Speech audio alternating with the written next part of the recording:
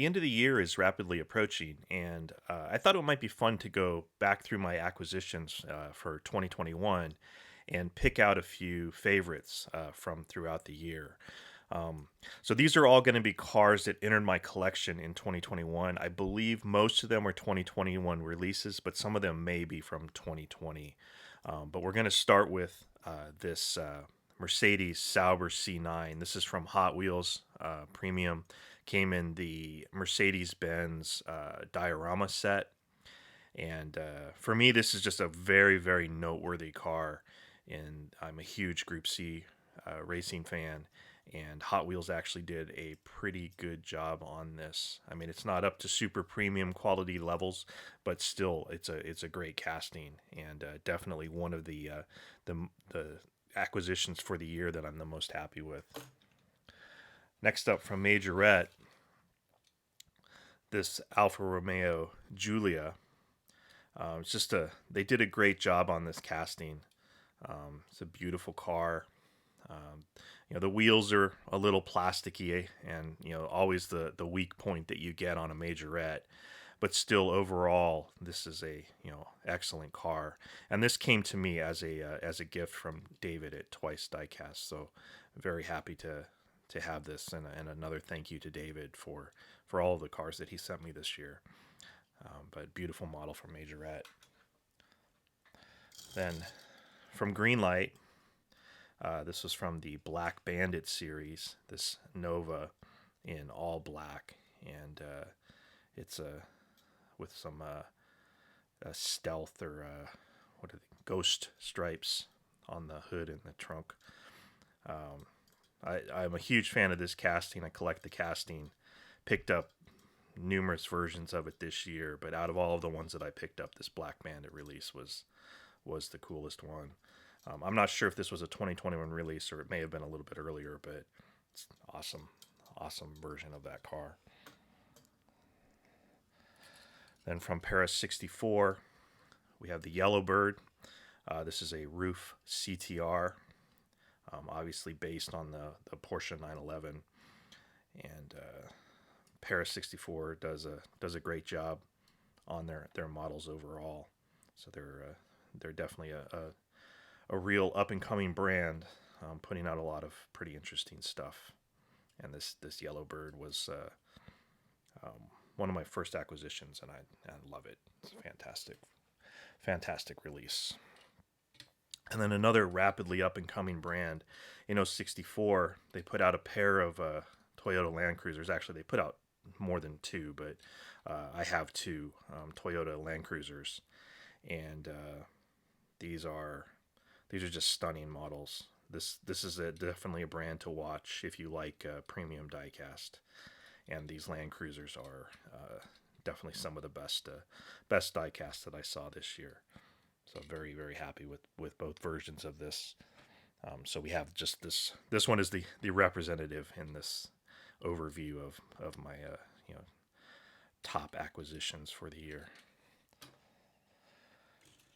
And then the first model from Mini GT, and Mini GT is I think is really shown what can be done in 1/64 scale diecast at a reasonable price point. And this Porsche 911 Carrera S is just an absolutely beautiful model. We're going to have several Mini GT models in this overview, but this one is to me one of the more beautiful releases from Mini GT, and very happy to have this. And then following that up right away with another Mini GT, and this one's a brand new release that just came out, the Corvette C8R. And Mini GT did a fantastic version on this casting, or a fantastic job on this casting. And I have picked up both versions that have been released so far, and I will probably be picking up every version that they put out. It's just awesome. They're doing some great work. And then with Mini GT showing the way, Tarmac Works has brought out their own similar quality level cars, the Tarmac Works Global 64 line, and the this Aston Martin Superleggera is just a beautiful model, and I was super happy to see somebody do a modern Aston Martin and do it well.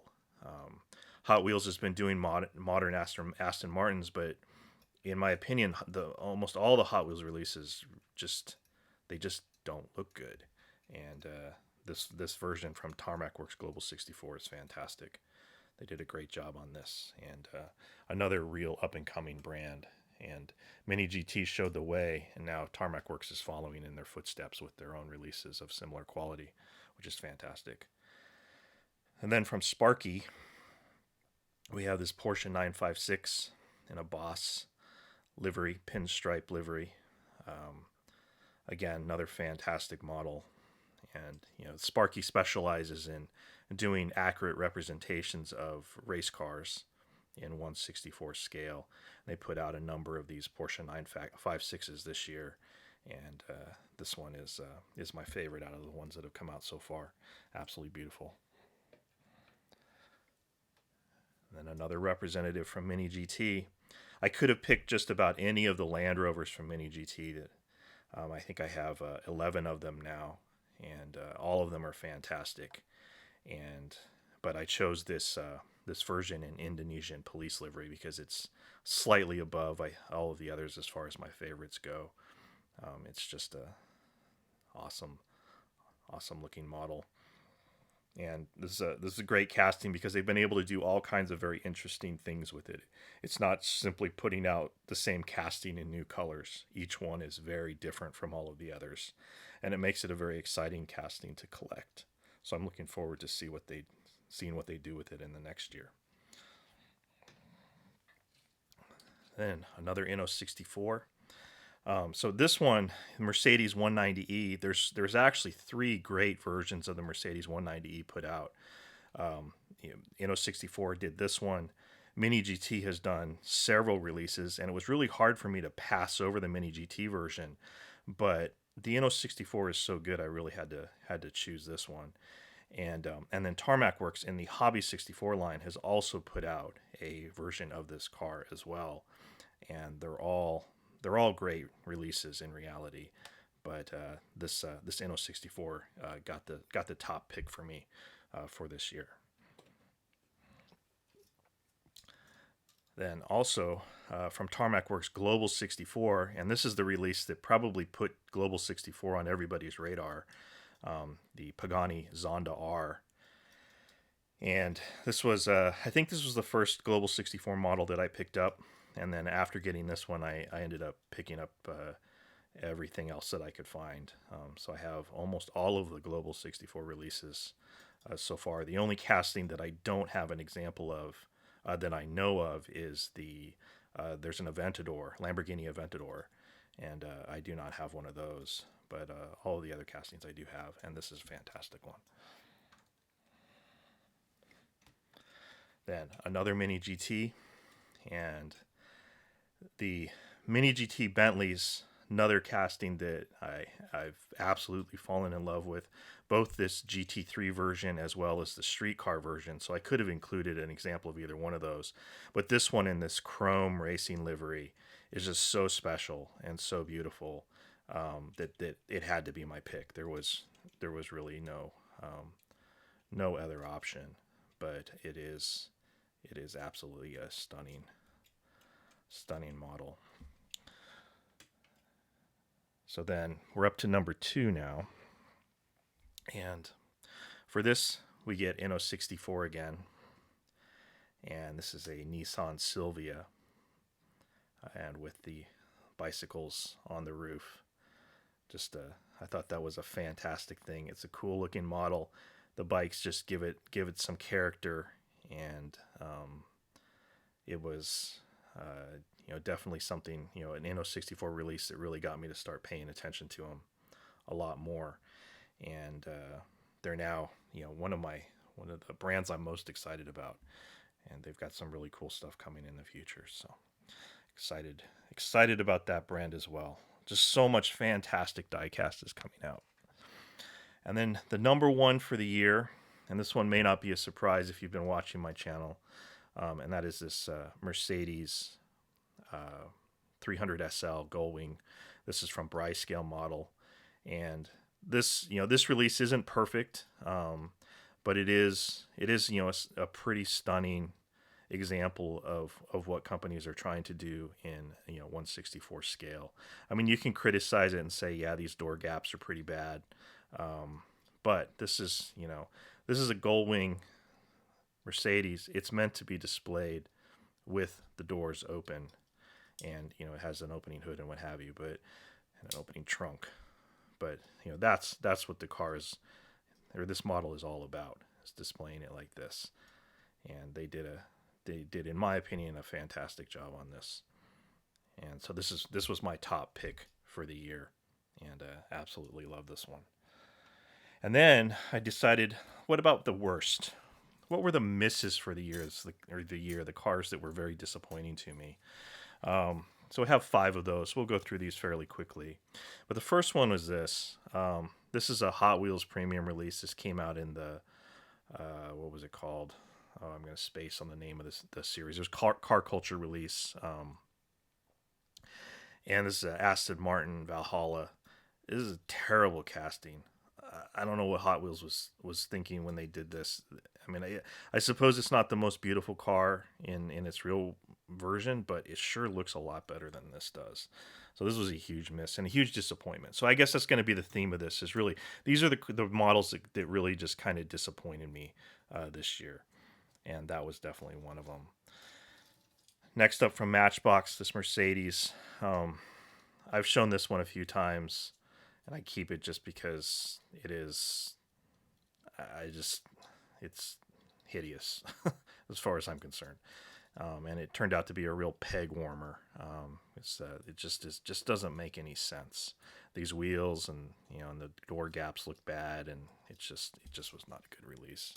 Very disappointing, because the collector's series overall, which is what this is part of, could have been, or is a fantastic series. There's definitely some good models in that series. That one just is not one of those.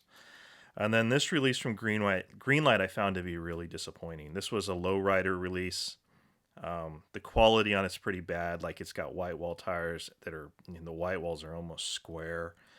The car is not a lowrider, so saying that this is a lowrider, this is just not what you expect for a lowrider. Yes, it has the kind of graphics and what have you on it, but it just, to me, was just a disappointing release. The hood gap's really bad, and I just again, just a big disappointment to me. Like the quality on these tires is just awful, and it hurts it. This is just not what it should be. I thought these were going to be really cool. I only bought one of them, and ended up deciding to pass on the other one just because this one was so disappointing.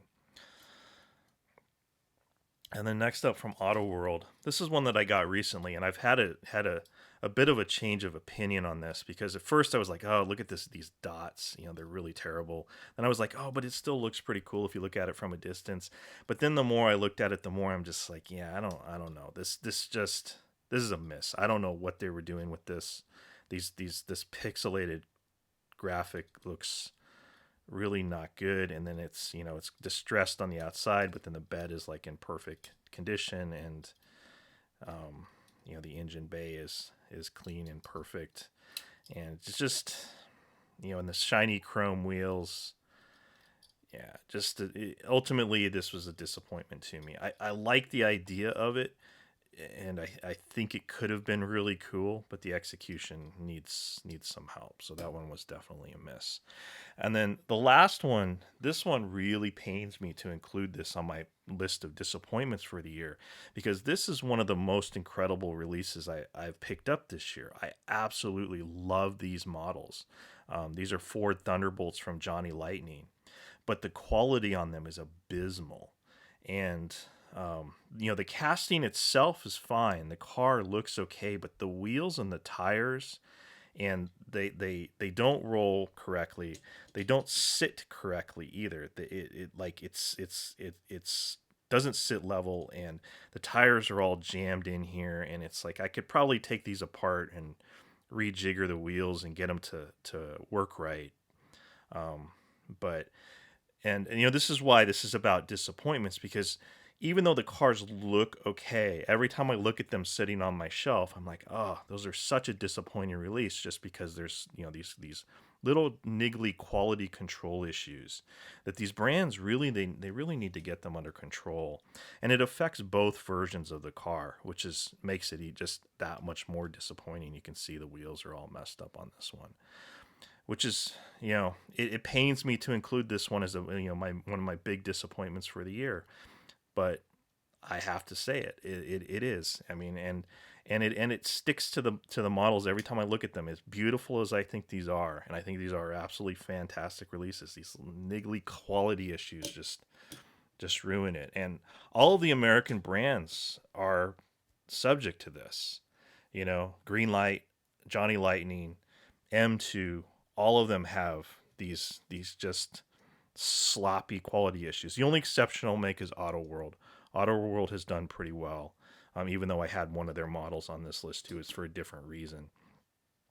But I haven't had any major quality issues with Auto World. But the other brands, yeah, it's very disappointing. And when you look at the kind of stuff that these, you know, these Hong Kong-based companies are putting out, these American brands really need to wake up and figure out this quality stuff, because if these companies start doing muscle cars and big trucks and, you know, these kind of things that are the exclusive domain of the American brands, they're going to be in trouble. Anyway, thank you for watching.